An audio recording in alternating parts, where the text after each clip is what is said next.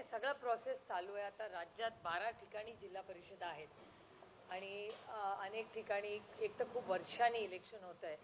त्याच्यामुळे उत्सुकता प्रचंड आहे, इच्छुकी प्रचंड आहे. त्याच्यामुळे त्या सगळ्या कार्यकर्त्यांचा मान सन्मान ठेवून कसा मार्ग काढता येईल हा प्रयत्न सगळीकडे चाललेला आहे. तुमचे काही उमेदवार हे घड्याळ चिन्हावर निवडणूक लढवणार आहेत. तर खूप परमिटेशन कॉम्बिनेशनवर चाललं आहे. आता इंदापूर पुरंदरमधून काही फोन येत आहेत, त्याच्यामुळे आम्ही नॅव्हिगेट करतो आहे. आमचे अध्यक्ष विजय कोलते असतील, रोहित पवार असतील, हे सगळे त्या प्रक्रियेमध्ये आज आहेत. तर आज उद्यामध्ये सगळं क्लिअर कळेल की कोण कसं उभं राहतं आहे, कोण कुठल्या चिन्हावर कसं उभं राहते, हे सगळं उद्यापर्यंत पूर्ण क्लिअर होईल. नाही, असं काही नाही झालं. आणि आत्ताच 2 AB फॉर्म गेलेत पुरंदरला तुतारीचे, त्याच्यामुळे अजून प्रोसेस सगळा चाललाय. उद्यापर्यंत क्लॅरिटी.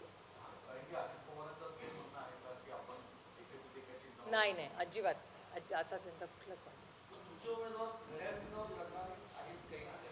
आता बघूया ना कसं. आता सगळ्यात म्हणजे काहीच कुठलेच कुणाच्याच पक्षाचे कॅन्डिडेट फायनल नाही आहेत. आणि कधी कधी स्ट्रॅटेजी असते ना, आम्ही कोण उभं केलं की ते तिथून ठरवतात, त्यांचं झालं की.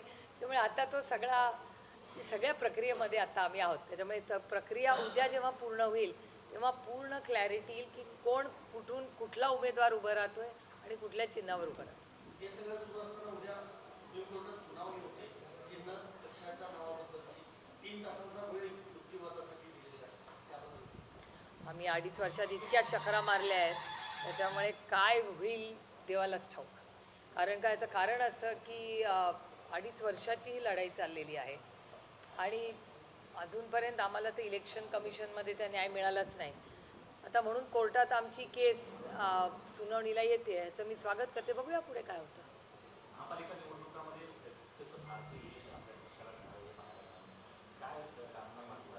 बघा, एक तर 3-4 कारणं आहेत. एक तर आम्ही आत्मचिंतन केलं पाहिजे, अर्थातच केलं पाहिजे की एखादं यश आलं तरी किंवा अपयश आलं तरी त्याचं आत्मचिंतन आम्ही केलंच पाहिजे की कुठे आम्ही कमी पडलो. मतदार, कारण का मतदार हा नेहमी लांबून व्यवस्थित बघत असतो काय चाललंय. त्यामुळे आम्ही कुठे कमी पडलो याचा आम्ही अभ्यास केला पाहिजे. एक त्याच्यानंतर दुसरं, तुम्हाला म्हणजे तुम्ही डेटा काढून बघितला असेल तर 92 साली असं झालं होतं. 92 साली आमचं सरकार होतं तेव्हा लँडस्लाईड विक्ट्री झाली होती. तेव्हा काँग्रेस एक होती आणि एक काँग्रेस असताना एवढं घवघवीत यश असं त्यावेळेस 92ला मिळालं होतं काँग्रेस पक्षाला, ह्याच लेवलचं. आणि साधारणपणे एक दुसरा मुद्दा की साधारण डेटा जर तुम्ही काढून बघितला देशाचाच, जे सत्तेमध्ये असतात ना, जास्ती करून लोकल बॉडी इलेक्शन तेच जिंकतात. हा साधारण डेटा मोठा गेल्या 25 वर्षाचा तुम्ही डेटा अनालिसिस केला तर तुम्हाला कळेल. त्याच्यामुळे एक आत्मचिंतन करणे, दुसरं अशा गोष्टी आधी झाल्या आहेत का, तर झाल्या आहेत. आणि जास्त करून डेटा जेव्हा तुम्ही ॲनालाइज करता की लोकल बॉडी इलेक्शन जास्ती करून सत्ताधारी जिंकतात.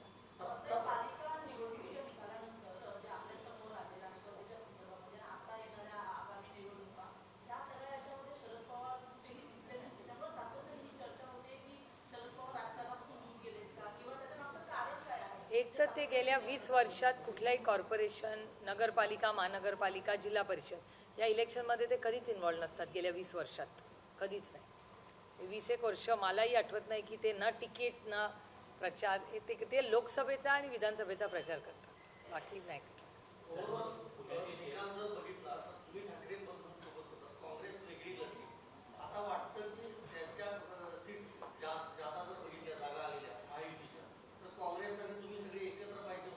माझा पहिल्या दिवसापासून आग्रह आहे की महाविकास आघाडी प्लस जर लढलं पाहिजे. हे मी सातत्याने म्हणजे तुमच्याशी माध्यमांच्या मधूनही माझा म्हणजे शेवटच्या दिवसापर्यंत पुण्याला आणि मुंबईला माझा प्रयत्न चालला होता. राऊत साहेबांनी किती प्रयत्न केले, उद्धवजी स्वतः बोललेले. त्याच्यामुळे असं काही नाही आहे की आम्ही मीडियावर एक म्हणतोय आणि कृती वेगळी आहे. आम्ही शेवटपर्यंत काँग्रेस आणि आम्ही एकत्र यावं मुंबईत आणि पुण्यात, याच्यासाठी आम्ही सगळ्यांनीच प्रचंड प्रयत्न तेव्हा केले. हे बघा, आता चुका काढण्यासाठी तर आपण बसलेलो नाही आहे ना. आता तू मे करण्यात, मग तुम्ही मला विचारणार, मग तुम्ही काँग्रेसला जाऊन विचारणार, मग ते काहीतरी बोलणार, मग ते न्यूज 24 तास चालणार. त्याच्यातून निष्पन्न काहीच होणार नाही ना तुमचं भलं, ना माझं भलं, ना राज्याचं भलं.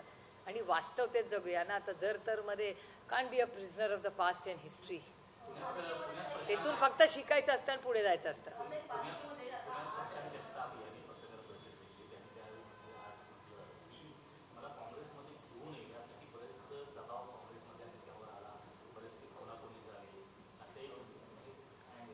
लोकशाही हो, प्रत्येकाला बोलायचा अधिकार आहे. याचं उत्तर तेच देऊ शकतात, तर मी कसं देणार.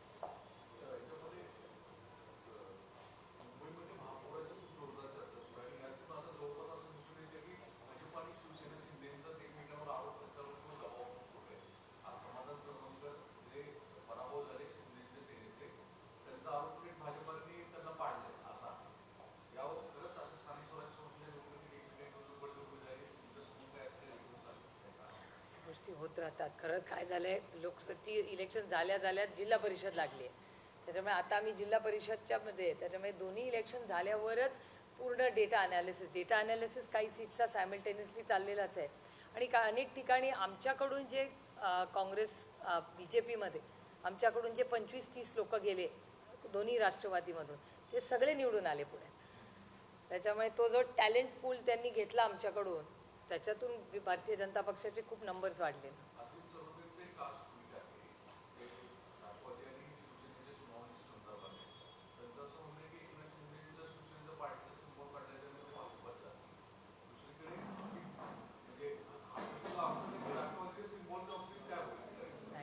कसं सांगता येईल, मॅटर इज सबज्युडिस मॅटरवर कसं बोलणार आपण. फक्त अपेक्षा करू शकतो.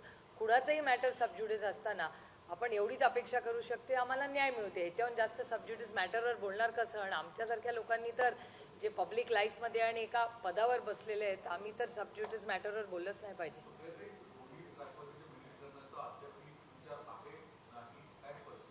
दोन्ही बाजूला ना आम्ही प्रस्ताव दिला ना त्यांनी प्रस्ताव दिला. चर्चा माध्यमातून येते, वर्तमानपत्रातून येते. साहजिक आहे, समाजामध्ये जे जे प्रश्न असतात त्याच्यावर चर्चाही झालीच पाहिजे, म्हणून तर अजून तरी ती लोकशाही आहे. त्यामुळे लोकशाही त्या चर्चा होत राहतात. पण आमच्याकडून त्यांना किंवा त्यांच्याकडून आम्हाला कुठलाही असा प्रस्ताव आलेला नाही आणि कोणी दिलेलाही नाही.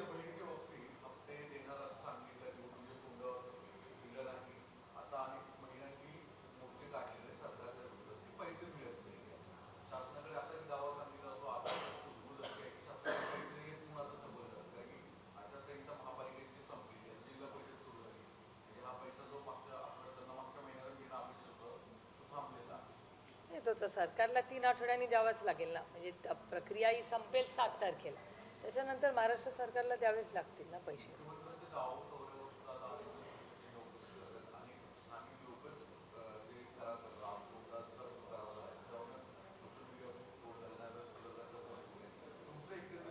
मागच्या वर्षी माझं तेच म्हणणं होतं दावोसबद्दल.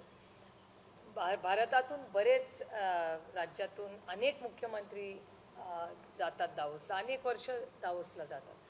पण मला असं वाटतं महाराष्ट्र सरकार आणि सगळ्याच भारतातल्या सरकारने एक अनालिसिस केला पाहिजे की दावोसमध्ये जाऊन खरंच तेवढे इन्व्हेस्टमेंट्स आता मिळतात. काळ होता दावोसमध्ये जाऊन मोठे मोठे नेते तिथे यायचे, एक नेटवर्किंग, एक हाय नेटवर्किंग, तिथे अमेरिकेचे प्रेसिडेंट यायचे. त्याच्यामुळे खूप हाय नेटवर्किंग करण्यासाठी एक खूप मोठी संधी असायची आणि तिथे मोठे बिझनेस अग्रीमेंट्स, डील्स व्हायचे. आता किती होतात. मी मागच्या वर्षी जेव्हा माननीय मुख्यमंत्री दावोसला गेले होते तेव्हाही मी म्हणले होते की इथे जे डील्स होतात ते तिथे जाऊन करण्यामध्ये काय म्हणते, तिथून नवीन फॉरेन इन्व्हेस्टमेंट्स येणार असतील तर त्याचं अर्थातच आम्ही स्वागत करू, कुठेही देशात येत असतील तर. पण फॉरेन इन्व्हेस्टमेंट, आणि आता मला विचारायला ना व्हेरी सिरियस नोट, दावोसला आपण 1 मिनिटं बाजूला ठेवूया. आज जगामध्ये काय परिस्थिती आहे, जिओ पॉलिटिक्स.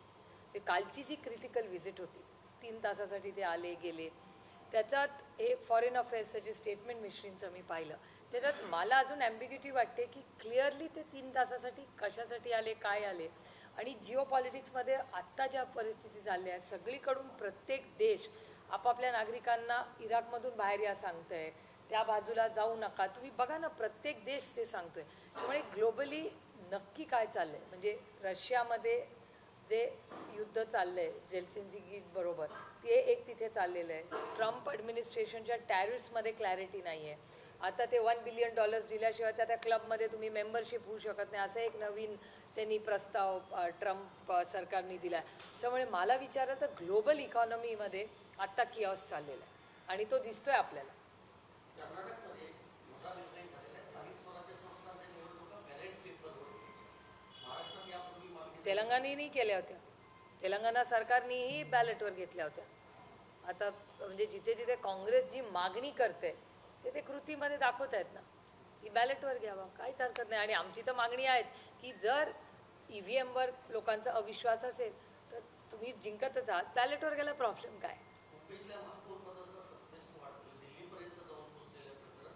शिवसेनेचे काही नेते दिल्लीत गेलेले आहेत आणि भाजपच्या काही नेत्यांनी केंद्राकडे तक्रार केली की रिसॉर्ट पॉलिसी पाहायला मिळाली मुंबईमध्ये. मला गंमत एका गोष्टीची वाटते, ज्या काँग्रेस मुक्त भारत करायला काँग्रेसच्या सगळ्या वर्किंग सिस्टमचा यांनी विरोध केला आणि त्याच सिस्टम आता ह्या नवीन म्हणजे नवीन BJPमध्ये येत आहेत. हे गंमत वाटते मला, कारण का त्याच म्हणजे भारतीय जनता पक्षाने ह्याच काँग्रेसच्या सिस्टमवर इतके वर्ष प्रहार करून सरकार बदललं आणि आता जर भारतीय जनता पक्ष काँग्रेससारखंच वागणार असेल तर जे होतं तेच बरं होतं ना, तो ओरिजिनल तरी होतं.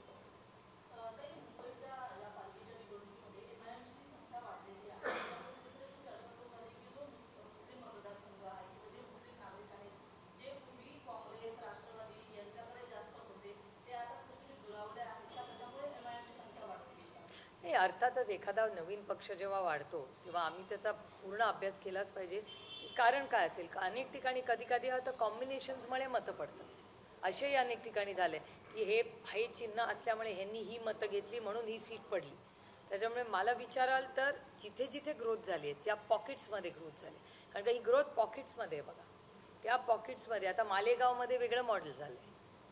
मग मालेगाव आणि मुंबईमध्ये काय फरक आहे. मग ह्या चिन्हाला कुठल्याही चिन्हाला मुंबईत मतं पडतात जास्त पण मालेगावमध्ये कमी पडतात, संभाजीनगर. त्यामुळे ह्या सगळ्याचा मला विचाराल तर एक खूप डीप अभ्यासच आम्ही केला पाहिजे.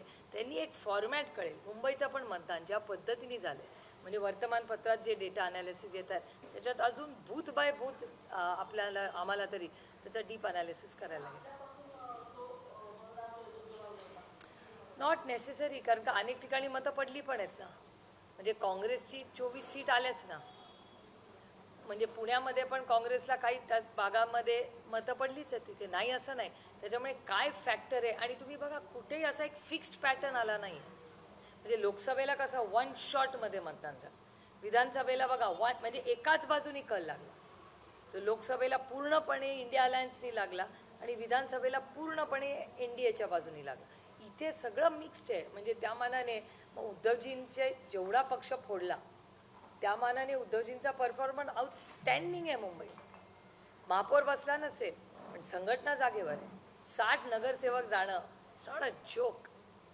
आणि 60 नगरसेवक तगडे जाऊन इतक्या वर्षांनी सत्ता नसताना त्या संघटनेच्या जोरावर यांनी जे नवीन मॉडेल ह्यावेळेस शिवसेनेने केलं की ज्या पद्धतीने ते प्रत्येक शाखेमध्ये फिरले, शाखा त्या सगळ्यांनी मिळून कव्हर केल्या. कदाचित त्याचा तो इम्पॅक्ट असू शकतो. म्हणजे मी जेव्हा लांबून बघते मी विचार करते की आर्टिकल्स काय येत आहेत, डेटा काय येतोय, काय काय त्यांनी केलं. कारण का त्या म्हणजे मी तुम्हाला सांगते की त्यांचा रिझल्ट ज्या पद्धतीने साम दाम दंडभेद सगळंच त्यांच्या विरोधात यंत्रणा होत्या, त्या यंत्रणेवर मात करून एवढं नुकसान करून एवढा चांगला परफॉर्मन्स होणं खूप मोठी गोष्ट आहे शिवसेनेसाठी.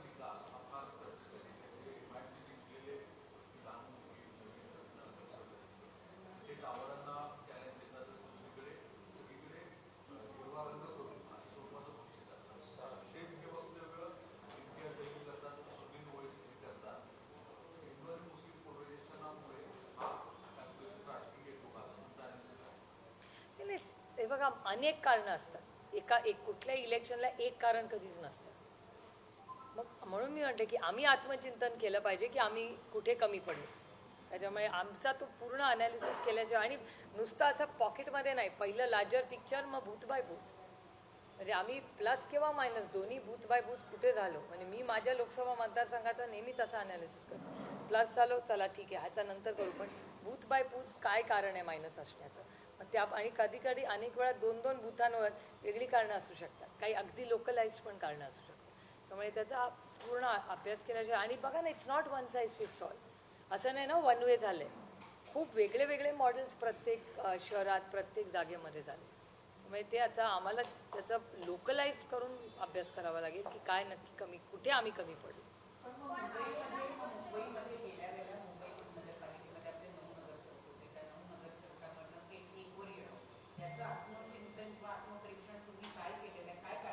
एक तर आम्ही 11 सीट लढलो एक तर, आणि आमचा पक्ष फोडलाच ना. आमचे सगळे आमदार खासदार सगळंच साम दाम दंडभेद सगळंच घेऊन गेले ना. आम्हाला फार चिन्हापासून सगळं नवीन करायला लागलं होतं. त्यामुळे तसं बघायला लागलं तर आमचं हे 2.5 वर्षाचंच सगळं चाललंय जे चाललंय. आम्ही महाराष्ट्राच्या लोकांचे आम्ही किती आभार मानले तरी कमी आहे की पहिल्या शॉटमध्येच आमचे 8 खासदार निवडून आले. ते आमचं भाग्य आणि लोकांचा आमच्यावरचा विश्वास तेव्हाचा की. आणि फॉर्च्युनेटली आज पार्लमेंटचा डेटा काढला तर आमचे सगळे निवडून आलेले, मी नाही, 7 जणांचं मी बोलते, 7 जणांचा पार्लमेंटरी परफॉर्मन्स हा जर तुम्ही 2.5 वर्षाचा काढला तर they are one of the top performance.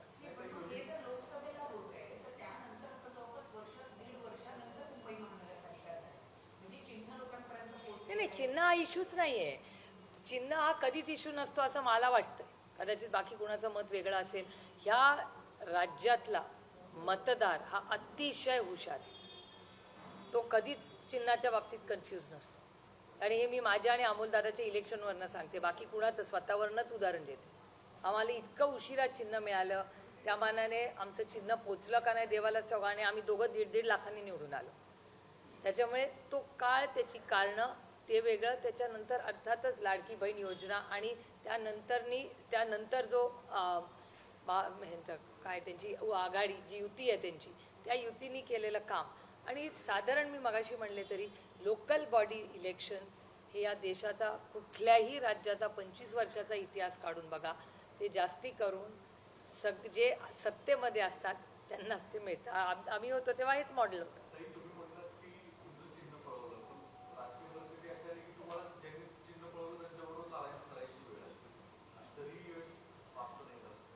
म्हणूनच आहे ना ह्यावेळेस आम्हाला आता करायला गेलं. आता काँग्रेसबरोबर पण आमचं झालंच आहे ना तसं.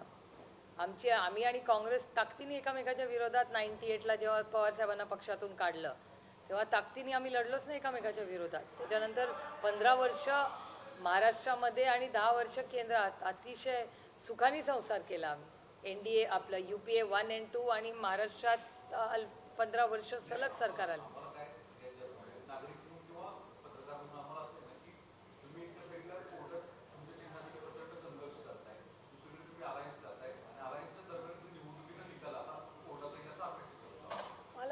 मला पर्सनली मला वाटत नाही उद्या आम्हाला काय मिळेल असं मला वाटतं. हे माझं चुकीचंही असेल अनालिसिस, पण सबज्युटिस मॅटर्सवर मी बोलत नाही जास्त करून, कारण का ते योग्य नाही मी बोलणं. पण उद्याच काही रिझल्ट लागेल एक तर असं मला काही वाटत नाही.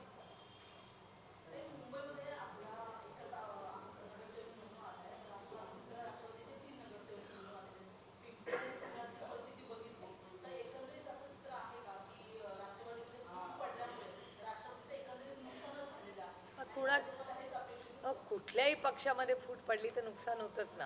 आमचं झालंच, अर्थातच झालं. म्हणून तर त्यांनी फूट पाडली, नाही तर कशाला पाडली असते.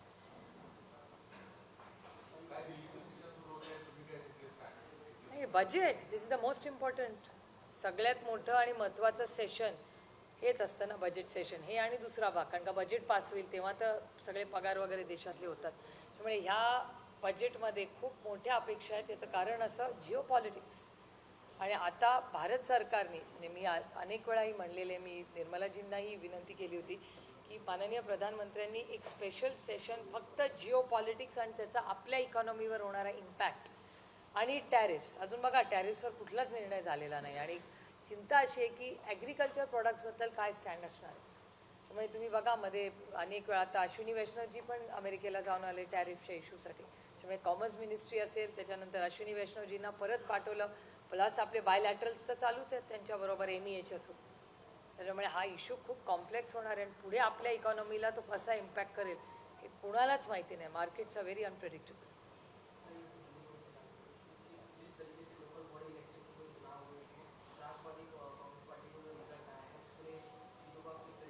हमको आत्मचिंतन करना पड़ेगा कि इतने वोट्स हमें कम क्यों मिले.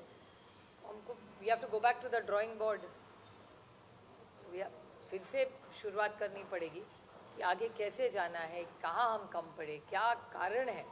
तो सबका होमवर्क करना पड़ेगा. और साधारण आप देखें तो हर राज्य में जो सत्ता में होते हैं ना, उनके ही लोकल बॉडीज इलेक्शन में जीत होती है. वो तो एक बात है, फिर भी वो वास्तव है. लेकिन फिर भी हमको वापस ड्राइंग बोर्ड पे जाके आत्मचिंतन करना पड़ेगा कि ऐसे क्यों हुआ।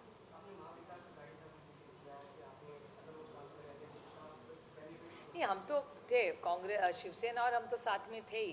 कांग्रेस हमारे साथ नहीं है, और संजय राउत साहब हो, उद्धव जी हो, मैं खुद हूँ, हमारी बहुत कोशिश रही कि कांग्रेस पूना, पिंपरी चिंचवड़ और मुंबई में हमारे साथ जाए, लेकिन ऐसे हुआ नहीं।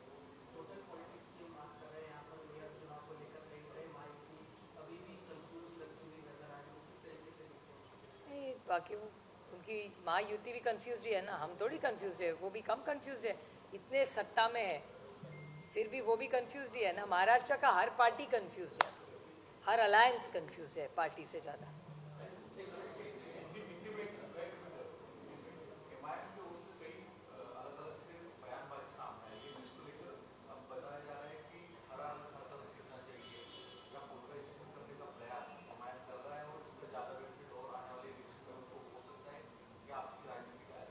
नहीं, कह नहीं सकते क्योंकि हर तरह वोटिंग पैटर्न अलग रहा है महाराष्ट्र में। ऐसे वन साइज फिट्स ऑल नहीं हुआ है, जैसे लोकसभा में वन वे वोटिंग हुआ और विधानसभा में वन वे वोटिंग हुआ। कॉरपोरेशन में हर एरिया में अलग अलग मॉडल्स आ रहे हैं, तो मेरे ख्याल से 10-15 दिन में पूरा उसका एनालिसिस करके देखना पड़ेगा कि ये ऐसे डिसरप्शंस क्यों है। हर जगह स्टैंडर्डाइज वोटिंग नहीं हुआ है महाराष्ट्र में।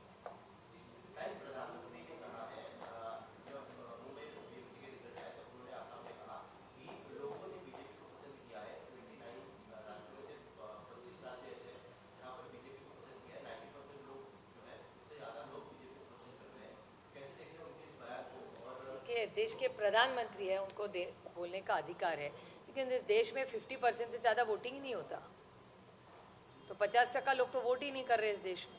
उसमें से 30% या 20-25% उनको वोटिंग करते हैं, तो उस हिसाब से अगर गिनती करो तो 25-30 70% का लोगों का तो ओपिनियन ही नहीं है। और इस बार आपने देखा है नोटा कितना चला है। नोटा मतलब वो नोटा नहीं, वो तो आपने टीवी पे दिखाया, वो दूसरा वाला नोटा बटन दबाने वाला, वो बहुत चला है, ऐसा डेटा दिखा रहा है भारत सरकार, महाराष्ट्र सरकार का। कोल्हापूरमध्ये भाजपची एक बैठक झाली, निवडणुकीसंदर्भातल्या उमेदवारांची बोलाविली होती. त्या बैठकीला थेट समर्जित गाडगेंची उपस्थिती होती. चंद्रकांत पाटलांनी असं म्हटलं ज्यांचा फक्त प्रवेशाचा मुहूर्तच बाकी आहे. हो, मी तुमच्या चॅनलवर पाहिली ती बातमी, त्यांनी चिन्ह काढून काहीच म्हणजे त्यांचं फक्त नाव लिहिलं आहे, हे मी तुमच्या चॅनलवर पाहिली ती बातमी। मला खरं 2-4 दिवसात त्या इलेक्शनच्या धावपळीत मला वेळ नाही झाला, पण मी जरूर समर्जित गाडगेंना विचारेन की काय नवीन त्यांचा काय नवीन प्रस्ताव आहे, पोझिशन काय, हे मी जरूर विचारेन, पण तुमच्या चॅनलवर मी पाहिली ती बातमी।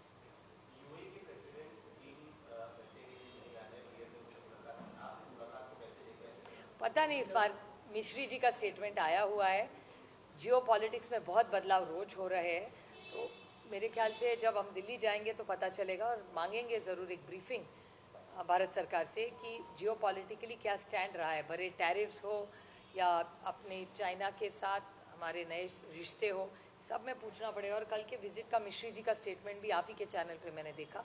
मेरे ख्याल से जब तक हम दिल्ली नहीं जाते और एमईए ब्रीफिंग नहीं करती, तब तक पता नहीं चलेगा एग्जैक्टली क्या हुआ है। एक तो बहुत सारी उम्मीदें हैं, नहीं पता नहीं, अभी कह नहीं सकते ना, क्योंकि भारत सरकार का स्टैंड ही क्लियर नहीं आ रहा है। भारत सरकार का टैरिफ पे कॉमर्स मिनिस्ट्री ने क्या स्टैंड लिया है, या उसके बाद जब कॉमर्स मिनिस्टर दिल्ली जाके आए, अमेरिका जाके आए, उसके बाद अश्विनी वैष्णव जी भी गए। टियर 2 टियर 3 डायलॉग्स अगर सरकार कर रही होगी तो हमें तो पता है नहीं, तो एमईए को ही पता होगा, तो एमईए हमें ब्रीफिंग करेगी तो पता चलेगा। और जिस तरह से प्रेसिडेंट ट्रंप बात कर रहे हैं, तो टैरिफ का ऑलरेडी स्टैंड क्या है भारत सरकार का, ये तो बजट के सेशन में हम तो मांग करेंगे, हमें क्लियर एमईए की क्या पॉलिसी है, इस पर क्या उनका कहना है, उसकी मांग हम ज़रूर करेंगे सेशन में।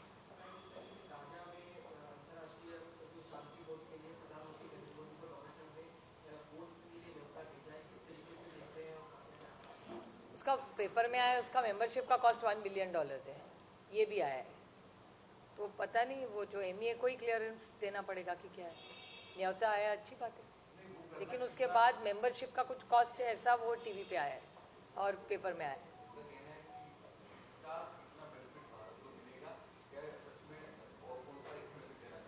एक तो मेंबरशिप में क्या क्या अग्रीमेंट किया है यही हमको पता नहीं ना, तो ऑफिशियल स्टेटमेंट आना चाहिए ना, this all speculation. What is writing in the wall we don't know ना. MEA ही क्लैरिफाई कर सकेगी और हम मांगेंगे MEA से clarification. The country has to know. JP Nadda के पद पर अब नितिन नवीन जो है वो बैठने के नए अध्यक्ष चुने गए हैं क्या बहुत बहुत शुभकामनाएं.